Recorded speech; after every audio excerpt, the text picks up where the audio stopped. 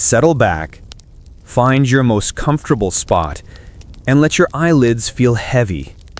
We're going to drift back, far past the harsh, jarring noise of the modern digital world, to a time when sleep was not just a luxury, but a deep, dark necessity. Think of the quietest night you can remember. Perhaps a cabin deep in the woods, or a room where the windows face only trees. This was the default setting for almost all of human history. Now, here is the boring problem we must gently consider. Even in the deepest quiet, even in the most natural darkness, people still had places to be, rituals to perform, or fields to tend.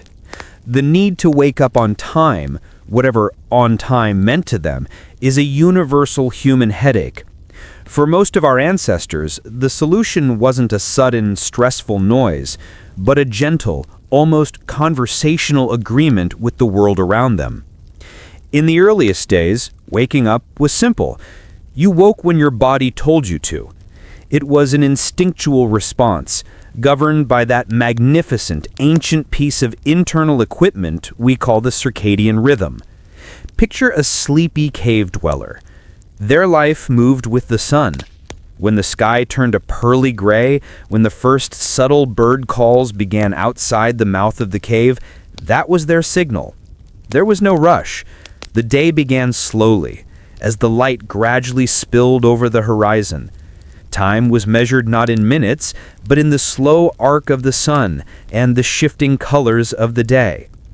But as humanity grew more organized, as villages turned into towns and towns into ancient cities like Babylon or Thebes, the schedule tightened a little.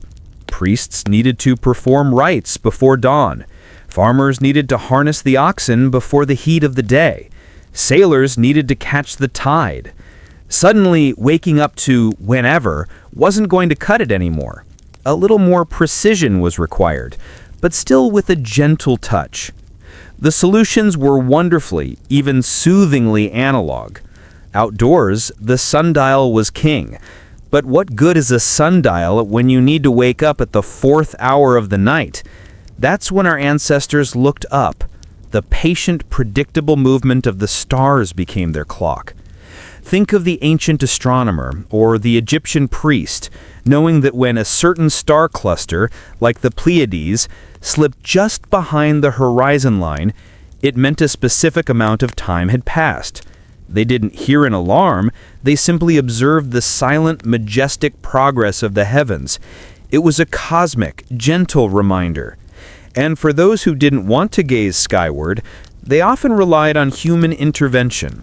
There were the knockers up in early industrial England, who tapped on windows with long poles for a few pennies, a surprisingly personal and low-key form of alarm, though perhaps not the quietest.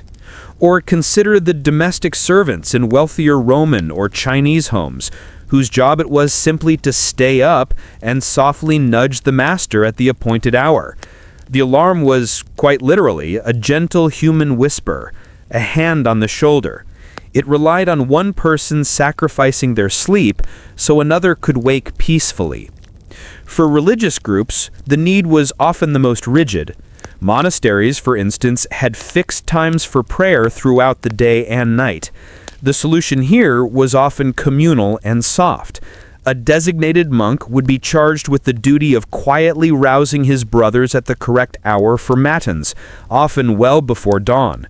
This gentle nudge and the soft footsteps down the cloister halls served as the wake-up call, a slow, sensory experience rather than a shock. But all these early methods had one major flaw. They relied either on clear weather for the sun or stars, or on human beings who, let's face it, also get sleepy. They needed something that worked indoors, reliably, through the pitch-black hours of the night, something that was self-regulating and didn't need a trained astronomer or a dedicated watchman. They needed a device that could measure the passage of time accurately and, crucially, signal that passage audibly, but still in a way that wouldn't jolt you out of your deep rest. This quiet, persistent need for a precise, contained, and quiet device to conquer the darkness is what led, quite beautifully, to the first great mechanical invention. To dark gray. Your ears pick up the gentle sounds of the world stirring. Your mind slowly, calmly prepares itself for the day ahead, often having already done so for thousands of generations. This reliance on the sun, the wind, the animals, and the body's own internal timekeeping meant that ancient life was less rushed and far less dependent on man-made precision. They didn't need to be woken at exactly 6:02 a.m. They needed to be awake around the time the sun appeared. And for millennia, this beautiful, quiet, and utterly organic synchronization with the planet was all the alarm clock anyone ever needed. Now let the idea of that quiet, natural synchronization lull you deeper into your own peaceful slumber. Having explored the unreliable beauty of the natural dawn, we now turn our attention to the moment humanity decided it needed to tame time and, crucially, measure the passing hours even when the stars were hidden by clouds or the sun had long set. The problem was simple. Natural cues are fine for a farmer, but what about a city official, a lawyer, or, most importantly, a night watchman? They needed a device that worked in the dark, and they found their solution in the simplest, most soothing element of all: water. Welcome to the era of the Clepsydra, the water thief. The name sounds mildly dramatic, but the function was beautifully simple and utterly tranquil. Originating in ancient Egypt around 1600 BCE, the Clepsydra was essentially a stone or clay vessel, often shaped like a graceful tapering bowl with a tiny hole near the bottom. The vessel was filled with water, and the water was allowed to slowly, steadily, and soothingly trickle out. Imagine the atmosphere in a quiet Egyptian temple or a scholar's study during the deep night. There were no harsh lights, no abrupt sounds, only the constant, gentle drip, drip, drip of water escaping the clock. This sound, far from being irritating, was often described as deeply calming, a precursor to the white noise machines we use today for relaxation. The passage of time was marked by the volume of water remaining in the bowl, which slowly dropped past inscribed lines on the inner wall. The genius of the early Clepsydra lay in its constancy. Unlike the flickering flame of a candle clock, the flow of water, governed by the reliable pull of gravity, provided a relatively stable measure. By simply feeling the weight of the water, one could tell how many hours of the night had passed. The slow, smooth decline of the water level offered a visual, tactile, and auditory confirmation of time's movement. There was nothing jarring or sudden about it. As civilizations advanced, so too did the water clock. The Greeks and Romans perfected the design, making it less a simple measuring bowl and more a complex automated device. They added floats and levers. Picture the beautiful public horologium in the Athenian agora. Water would flow into a receiver, slowly raising a floating marker. This float was often connected to a series of gears that moved a pointer across a dial. This was the first mechanical display of time, driven entirely by the soft pressure of water. In the Hellenistic period, innovators like Ctesibius of Alexandria introduced mechanisms that could equalize the flow. Because water pressure naturally decreases as the vessel empties, early clocks slowed down over time. Ctesibius solved this by inventing a second reservoir, an ingenious system that ensured the water feeding the clock always maintained a constant height and therefore a steady, even pressure. This meant the drip, drip, drip was perfectly rhythmic, truly the heartbeat of the ancient night. But here is where the Clepsydra earns its place in our tale of sleep. It wasn't just a timekeeper, it was often an alarm. For the most sophisticated versions, metallic shriek of later centuries. It was a measured, continuous tone, a gentle, philosophic fountain of sound that began softly and continued steadily, signaling to the sleeping students that their intellectual master was awake and the time for discussion had arrived. This was an early warning in the truest sense. It offered a few moments of auditory preparation before the sun actually broke the horizon, giving the dozing students time to collect their thoughts, wash the sleep from their eyes, and hurry to the lecture hall. The beauty of Plato's alarm lay in its utter lack of human intervention. It operated purely on the principles of physics: gravity, volume, and displacement. It was mechanical and precise, yet its final output was a non-violent, natural sound produced by the flow of water and air. It was a tool designed not for industry or warfare, but purely for the organization of thought and learning. This invention, born from the philosophical need for punctuality, showcased. Picture the slow, steady burn. The heat is constant, the light is soft, and the scholar is asleep. The flame descends hour by hour.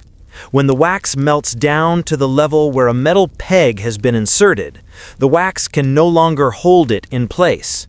The peg is released, it falls, not with a violent clang, but with a sudden, soft clink or tink as it hits the metal saucer or ceramic base holding the candle.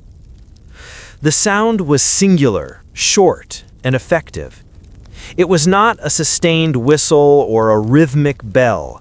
It was a delicate, unrepeatable tink, a perfect alarm for a deep sleeper who only needed a single, gentle interruption.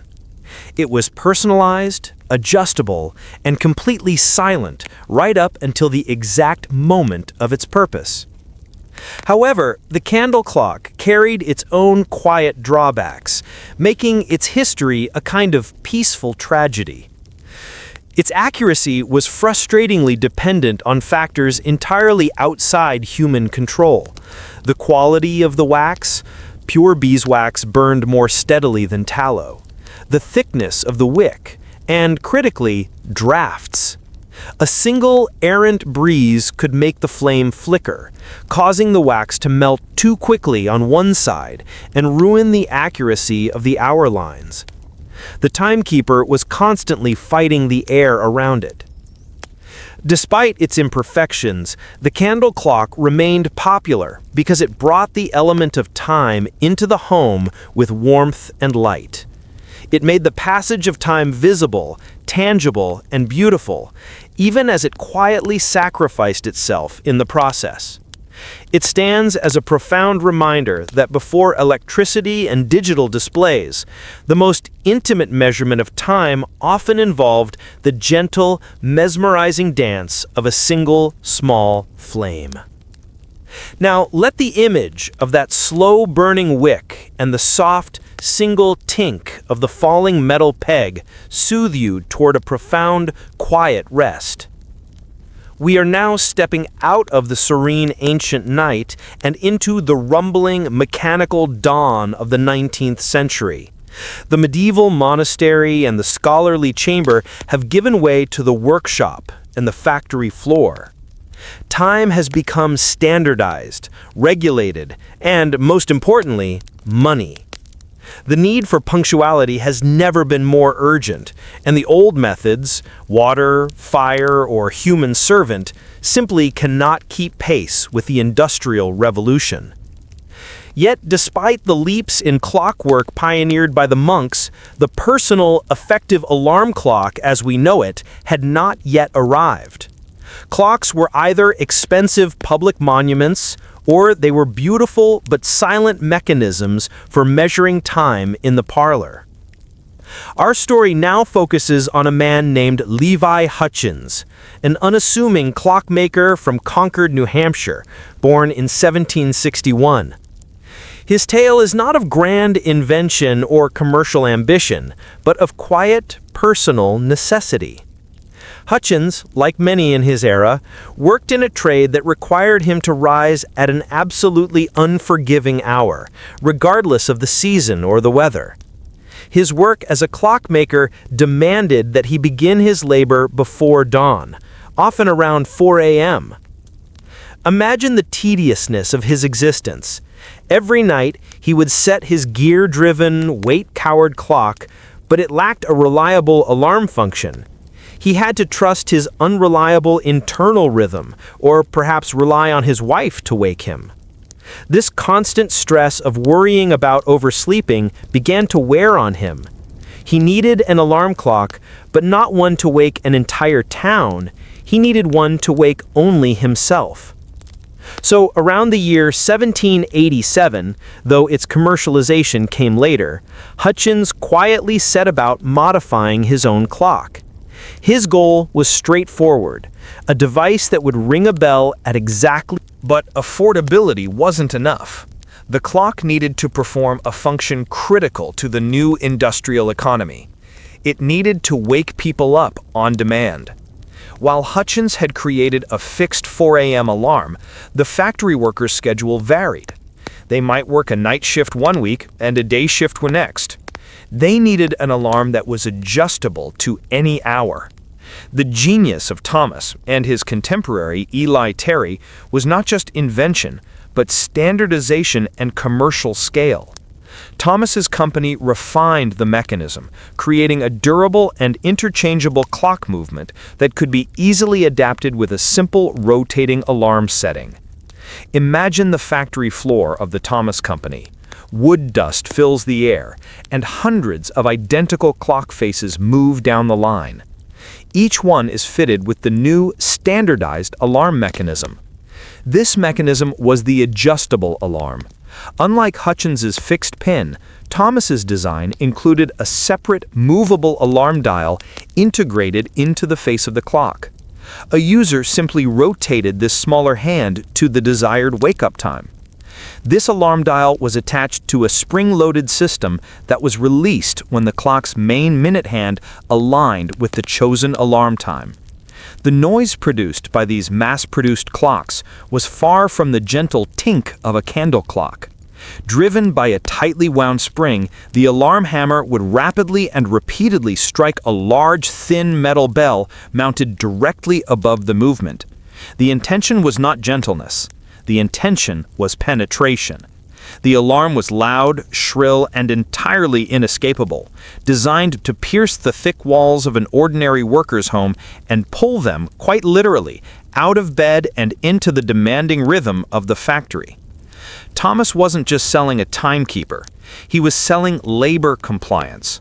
His clocks became essential tools for the burgeoning managerial class. The presence of a cheap, reliable, and loud alarm clock in every worker's home ensured that the factory was populated on time. The problem of physics, simple bells, and single springs. The early mechanical alarms, like those produced by Thomas, Eli Terry, and others, were simple machines driven by a single, tightly coiled spring. This spring had to power a short burst of activity, usually rapid oscillation of a small hammer against the bell. The problem lay in the decay of the sound. The moment the spring was fully unwound, the ringing stopped. This meant the alarm was a short, sharp burst, not a sustained warning. For a truly deep sleeper, or for a worker exhausted after a 12 or 14-hour shift, this single burst of noise was often registered by the brain simply as another random noise in the noisy urban tapestry, and thus easily ignored or quickly forgotten. Imagine sleeping through the noise of a blacksmith's hammer next door. When your alarm bell rings for 30 seconds and then falls silent, your mind treats it as just another momentary sound event, not a persistent call to action. The human factor. The price of exhaustion. The most significant reason for the alarm's ineffectiveness was the sheer exhaustion of the industrial workforce. Factory life demanded unnatural working hours and deprived workers of sufficient quality rest. For millennia, the body was attuned to waking up naturally after its needs were met. But the factory clock forced people to wake up at a predetermined, often arbitrary moment. Chronic sleep deprivation meant that the body's natural defense mechanism against being forcibly roused, sleep inertia, was extremely strong. The sleep was heavy, deep, and difficult to penetrate. The ringing bell had to fight against a massive deficit of rest, a battle it frequently lost. There's a reason for the popularity of the knocker-up during this time, especially in Britain. Despite the widespread availability of cheap mechanical clocks, many workers still paid a professional to tap. The railroads, with their incessant need for synchronization, made the entire world run on time, and in doing so, they dragged our personal sleeping habits, once loose and natural, into the rigid, unyielding cage of the mechanical schedule. The soothing local drift of time was gone, replaced by the persistent, synchronized beat of the industrial clock. Now, as the long, slow whistle of the distant train fades into the night, let the quiet uniformity of the modern clock guide your mind toward a peaceful, predictable rest. We have charted the rise of the standardized clock, driven by the roar of the factory and the urgent schedule of the railroad. The mechanical alarm is now an established, inescapable fixture in the Western home. But this widespread adoption of punctuality, enforced by the piercing sound of a brass bell, came with a silent, unseen price. A hidden cost paid not in dollars, but in the quality and depth of human rest. For millennia, human sleep was a partnership with the environment. It was flexible, often polyphasic, broken into segments, and governed by the natural rhythms of light and dark. The mechanical alarm clock shattered this ancient pact, replacing it with a single, non-negotiable metric: the hour of awakening. The hidden cost began with the very sound of the alarm. We've established that early alarms were loud and jarring, designed for effectiveness over gentleness. When the bell rang, it didn't just wake the person, it triggered an immediate physical stress response. Even if the sound was quickly shut off, the sudden jolt of adrenaline, the spike in heart rate, and the rush of cortisol left a residual tension that accompanied the person into their day. Imagine the difference. Waking naturally involves a slow, gentle transition through the sleep stages, culminating in a calm awareness. Waking by the alarm is an interruption, a forceful extraction from deep sleep. This constant daily trauma, repeated 5 or 6 times a week, contributed to a pervasive low-level anxiety that the Victorians, ironically, tried to treat with various bizarre and ineffective remedies. The very tool designed to organize their lives was simultaneously contributing to their stress. The rise of sleep deficit. The most profound hidden cost was the institutionalization of sleep deficit. Before the alarm clock dictated time, the workday ended when it became too dark to work, or when the task was finished. After the alarm clock had a fixed, often arbitrary start time. To meet the demands of the factory floor or the office, individuals began sacrificing the necessary length of sleep in favor of the necessary start time of their labor. The alarm clock encouraged a culture of minimizing sleep. If you had an alarm set for 5 a.m., every minute past 9 p.m. felt like borrowed time. People consciously began to cheat their bodies out of required rest, believing that the mechanical precision of the clock could somehow compensate for their biological need. They were trading genuine, restorative rest for the illusion of control provided by the machine. The loss of flexibility. Furthermore, the alarm clock fostered a rigid and unhealthy attitude toward rest. If a person woke up minutes before the alarm, perhaps naturally and peacefully, they often lay in bed, waiting tensely for the guaranteed jolt of the bell.